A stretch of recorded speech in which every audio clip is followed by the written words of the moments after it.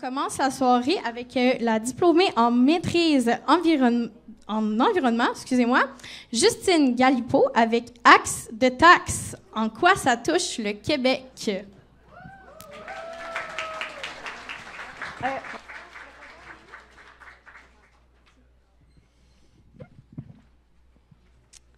Donc, bonsoir à tous. Merci, Laurie, pour l'introduction. Donc, oui, je suis graduée du CUF à la maîtrise en gestion de l'environnement, durant laquelle j'ai fait un essai sur le marché carbone au Québec. On le sait tous, dans les dernières semaines, mois, il y a assez de discussions politiques sur le sujet. Fait que ce soir, je voulais démystifier 3 questions avec vous. La première étant la différence entre une taxe et un marché carbone, qui sont 2 outils de tarification carbone. La deuxième question, c'est de savoir en quoi ça touche le Québec. Donc, est-ce que les 2 nous touchent? Un des 2, aucun, on le verra plus tard. Et finalement, comment on adapte ces outils-là aux réalités environnementales de demain? Je vous vole le punch, la taxe carbone, ça ne nous touche pas du tout. On va regarder quelques notions ensemble, puis on y arrivera ensuite. Donc, le problème des changements climatiques, pourquoi on parle tant de ça dans les dernières décennies? En fait, c'est que les émissions de GES des humains se sont décuplées depuis la révolution industrielle. Là, je vois que les couleurs sont pas top, mais on voit qu'entre 1850 et 2019, que les émissions de GES se décuplent, la plus grosse portion en bas étant la combustion de combustibles fossiles dans les industries. Maintenant, parlons de l'effet de serre, qui est un phénomène naturel, en fait. C'est quelque chose qui est requis pour que la vie se forme sur Terre. Un effet de serre normal, c'est, comme vous pouvez le voir à l'écran, d'un côté, on a le rayonnement solaire qui arrive à la surface de la Terre. À droite, en orange, on a la Terre qui réémet cette chaleur-là. Puis, la petite courbe verte, en fait, c'est l'effet de serre normal qui permet de garder une partie de la chaleur à la surface de la Terre. Si on n'avait pas l'effet de serre normal, en fait, c'est que la surface de la Terre serait trop froide pour que la vie se forme. Donc, l'effet de serre est requis pour la vie. Mais depuis la révolution industrielle, on parle d'effet de serre renforcé. Comme on peut voir à droite, la différence, c'est que les flèches oranges, en fait, il y en a plus. Donc, comme il y a plus de gaz à effet de serre dans l'atmosphère, on retient une plus grande partie de la chaleur, ce qui fait que la température de la Terre fait juste augmenter. Dans l'accord de Paris, les différents traités internationaux, on entend beaucoup parler de l'augmentation de la température à la surface de la Terre. En fait, c'est de ça qu'on parle. Donc, chaque incrément de degrés Celsius est vraiment dangereux pour les écosystèmes, la santé humaine et plusieurs autres facettes. Là, vous allez me demander, mais est-ce que tous les gaz sont des gaz à effet de serre? La réponse est non. Ça prend une certaine forme, une certaine conformation, disons, pour qu'un gaz puisse trapper puis réémettre la chaleur dans l'atmosphère. Je vous présente les 3 gaz à effet de serre les plus importants dans l'atmosphère. Le premier étant le dioxyde de carbone, donc le CO2.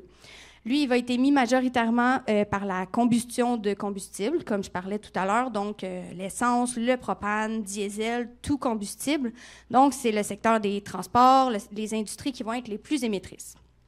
Ensuite, on a le méthane, donc le CH4, qui est, lui, émis par la digestion des ruminants, mais aussi par les modes de gestion des matières organiques. Donc, quand on enfouit la matière organique, en fait, elle va produire du méthane parce qu'elle va se décomposer sans apport d'oxygène. Le dernier gaz à effet de serre, c'est l'oxyde nitreux, le N2O. Lui, il est émis, en fait, quand on épand des fertilisants chimiques dans les sols, c'est que les bactéries vont décomposer l'azote, donc le N de notre formule chimique, en N2O qui va être émis dans l'atmosphère. Pour simplifier, en fait, quand on fait des quantifications, quand on comptabilise les GES, au lieu de parler de CO2, CH4, N2O et tous les autres gaz à effet de serre, on regroupe ça sous la notion de CO2 équivalent. En fait, c'est qu'on compare tous les GES au CO2, qui est celui qui, simplement, là, qui réémet le moins de chaleur dans l'atmosphère. Donc, disons, une unité CO2 va équivaloir à une unité CO2 équivalent. Tantôt, je parlais du méthane. Donc, une unité méthane va être comparable à 28 unités CO2. Ça veut dire que le méthane émet 28 fois plus de chaleur dans l'atmosphère que le CO2 en est capable. Puis, si je prends le N2O, ben lui, il a un pouvoir de 265 fois plus fort que le CO2. Cette notion-là est importante pour les outils de tarification carbone. Donc, on y arrive. On va différencier ensemble la taxe et le marché. Donc, au Canada, on parle de la taxe carbone. C'est un outil de tarification qui est basé sur le prix. Ça veut dire que le Canada dit aux entreprises qu'à chaque année, les CO2 équivalents vont valoir un prix fixe. C'est un prix à la tonne de CO2 équivalent. Pour vous donner une idée, moi, je ferais 20 trajets Montréal-Sherbrooke avec ma voiture, ça émet 1 tonne. Donc, une usine peut facilement en émettre des milliers. Donc, en 2025, je ne sais pas si vous voyez bien à l'écran, mais la tonne de CO2 équivalent coûte 95 $ à une entreprise. Et les entreprises savent déjà qu'en 2030, la même tonne de CO2 équivalent va leur coûter 170 $. Donc, c'est une façon pour les inciter à réduire leurs émissions de GES sans limiter, disons, la quantité qu'ils peuvent émettre. Donc, ça, c'est pas mal le résumé de la taxe carbone, alors que le marché est un petit peu plus complexe, mais ça va bien aller. Le gouvernement du Québec, lui, il fixe une limite. C'est-à-dire que le gouvernement a des objectifs environnementaux et avec cet objectif-là, il va dire à chaque entreprise qui est assujettie quelle quantité elle a le droit d'émettre par année. Une entreprise va être assujettie au marché carbone si elle émet au moins 25 000 tonnes de CO2 équivalent. Donc, par la loi, elle est obligée de s'y conformer. Mais une entreprise qui émet entre 10 et 25 000 tonnes de CO2 équivalent pourrait le joindre volontairement. Il y a certains avantages dans lesquels je ne m'avancerai pas ce soir, mais c'est ça. Une entreprise peut y adhérer volontairement dès qu'elle touche le 10 000 tonnes. Donc, c'est ça. Le gouvernement va dire à chaque entreprise la quantité qu'elles ont le droit d'émettre. Puis là, à l'écran, j'ai mis un exemple. Disons qu'on a 2 entreprises qui ont la même limite, représentée par la ligne en pointillé rouge. Bien, l'usine de gauche a émis une partie en rouge qui est plus grande que son plafond, donc qui dépasse sa limite. Puis l'usine à droite, elle a émis une partie en bleu de moins, donc elle se retrouve avec un surplus d'émissions. Donc, à la fin de l'année, l'usine de gauche va pouvoir, par exemple, acheter les crédits de l'usine de droite pour être conforme à son plafond. Pourquoi une usine serait conforme? C'est que si elle ne se conforme pas à chaque année, elle va payer des amendes qui peuvent être jusqu'à 3 fois plus élevées que le prix qu'elle paierait pour se conformer au marché carbone.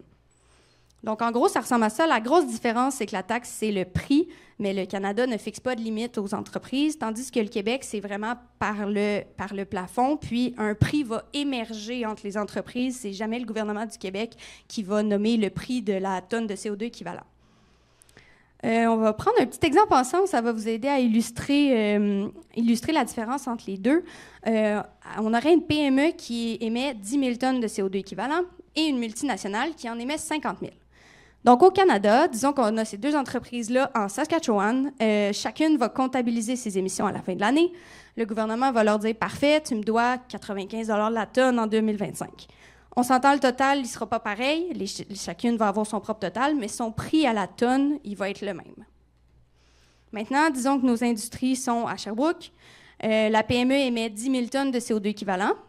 Donc, tant qu'elle ne se conforme pas, qu'elle n'adhère pas de façon volontaire au marché carbone, elle n'a pas de compte à rendre au gouvernement du Québec en matière de crédit carbone. Par contre, la multinationale qui en a émis 50 000, elle devra s'assurer d'être conforme à son plafond. Donc, comme je le disais tantôt, si elle a un surplus, elle pourra le vendre à quelqu'un qui en aurait émis plus, puis elle aurait des fonds pour faire, par exemple, des projets de réduction de gaz à effet de serre. Mais si elle se retrouve au-dessus de son plafond, bien, elle pourra utiliser les différents mécanismes pour se conformer au marché carbone. Maintenant, on arrive au consommateur, parce que j'en ai pas parlé, mais le consommateur aussi a une certaine redevance au niveau de la taxe et du marché carbone. Donc, le consommateur, disons que moi, je suis en voyage en Saskatchewan, je mets de l'essence dans mon auto. Là, j'ai pratiqué ma présentation avant hier, mais depuis hier, je ne paye plus. Mais avant hier, j'aurais payé 20 sous à peu près par litre d'essence qui serait allé directement dans les fonds de la taxe carbone. Donc, c'est cette taxe-là que M. Carney a abolie hier. Au Québec, on paye aussi une certaine redevance carbone, d'une certaine façon. Je crois qu'en 2025, c'est autour de 14 sous le litre, je ne suis pas certaine. Mais la différence, c'est que ça ne va pas directement au gouvernement. Ça passe par l'entreprise qui va avoir fabriqué le combustible. On a plusieurs entreprises en sol québécois qui fabriquent du gaz naturel, de l'essence. Bon, eux vont collecter notre redevance carbone, puis à la fin de l'année, ils vont se conformer au gouvernement du Québec par le marché carbone. Donc, nous, on n'est pas touchés par l'abolition de la taxe carbone canadienne. Donc, je pense que j'ai réussi à répondre aux 2 premières questions avec vous. La 3e, c'était de savoir comment s'adapter aux réalités environnementales. Je remets mon diagramme du début. On voit que les émissions de GES ne font qu'augmenter. Puis, les outils de tarification carbone existent depuis, le plus vieux existe depuis 20 ans. Donc, on peut voir que ce n'est pas encore tout à fait au point. La réponse vague et large, c'est de faire de l'amélioration continue. Disons, le gouvernement du Québec essaye encore de régler des problèmes d'il y a 5 ans dans son marché carbone, puis on voit que le fonctionnement n'est pas encore adapté à ce qui s'en vient. Donc, les objectifs de 2030, pour l'instant, on n'y arrive pas ben. Fait que c'est de faire de l'amélioration continue en pensant aux prochaines décennies. J'espère que vous avez compris, que j'ai réussi à vous faire comprendre la différence entre ces 2 outils-là qui sont très importants au Québec, au Canada, puis qui font la une en ce moment. Donc, je suis prête à prendre vos questions. Merci.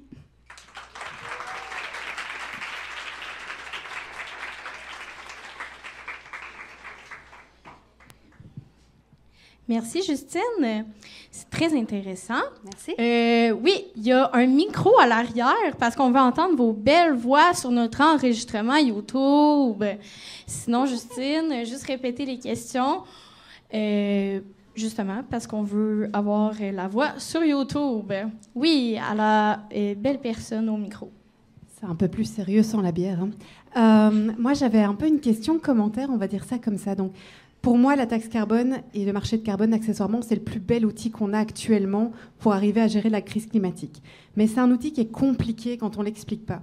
Et j'ai l'impression, j'aimerais savoir un peu ta vision là-dessus, que mettre en place un outil comme ça sans avoir de la communication, mais faite derrière, ça donne un peu des tragédies comme on est en train de le vivre maintenant. Et avec cette sous-question de se dire « Oh mon Dieu, je crois qu'on a grillé un des meilleurs outils qu'on avait par défaut de communication. » Donc ça, c'était un peu ma vision à moi-même dans ma chambre. Donc je voulais savoir ce que tu en pensais. Merci. Oui, en effet, si je peux donner... je me suis beaucoup documentée sur celui au Québec, il faut dire, durant mon essai. Mais oui, ça a été des discussions sur 3, même 4 ans, avant même que le marché voie le jour en 2013, si je ne me trompe pas. Puis même au début, c'était supposé regrouper plusieurs provinces et États américains. Donc, en effet, c'est hyper compliqué de mettre ça en place. Puis maintenant que ça fait 10 ans qu'il est mis en place au Québec, ça serait, pour moi, personnellement, je trouverais ça vraiment dommage qu'il soit aboli, disons, en l'espace de quelques mois. Parce que, justement, le mettre en place puis le faire rouler comme il faut, ça a pris plusieurs années. Fait que je suis complètement d'accord avec toi. On a une question directement à l'avant. Fait qu'on va donner mon micro à la personne à l'avant. Je ne sais pas si ça va faire un feedback. Loïc? Lève-toi, Méliane. Viens me voir. OK. En fait, je me demande... j'ai 2 questions, mais premièrement, ça veut dire qu'au Québec, il n'y a pas de prix à la tonne de carbone. Juste au Canada. Fait que nous, on a juste le plafond, puis après le plafond, on doit payer, c'est ça? Tu parles en tant que consommateur? Non, mais l'entreprise, mettons. Ah oui, désolée. OK. Ouais. Oui, tu veux-tu poser tes 2 questions? Vas-y. Okay. Ben, en fait, c'est que, là, c'est ça, j'ai passé rapidement dans le fonctionnement, mais il y a, en fonction du secteur d'activité, donc, disons, les pâtes et papier, aluminerie, production de combustible, il y en a certaines entreprises qui vont avoir plusieurs droits d'émission gratuitement, puis c'est ça, une fois qu'ils dépassent, ils paieraient. La raison de ça, c'est que les marchés qui sont internationaux, ben, comme ils ne peuvent pas monter le prix de vente de leurs produits, le gouvernement les aide, disons, en mettant une certaine partie gratuite. Fait que c'est ça dépend des secteurs. OK, tu as comme répondu à ma 2e question en premier, mais en fait, c'est que, parce que tu disais, au Canada, il y a un prix à la tonne. Oui. Pas au Québec, c'est ça? Non, c'est ça. Il y a juste le dépassement qui va être pénalisé. Oui, bien, en fonction de la demande, disons, parce qu'il va y avoir un restant. En fonction de la demande, c'est là qu'un prix va émerger. C'est celui qui cote, là, qui fait... C'est littéralement un bêté sur des crédits carbone. Celui qui va mettre le plus haut prix, ça va donner le prix de tout le monde. Fait que le prix émerge entre les entreprises versus au Canada, c'est ça, c'est eux qui fixent le prix. On a le temps d'une petite dernière question. Au micro.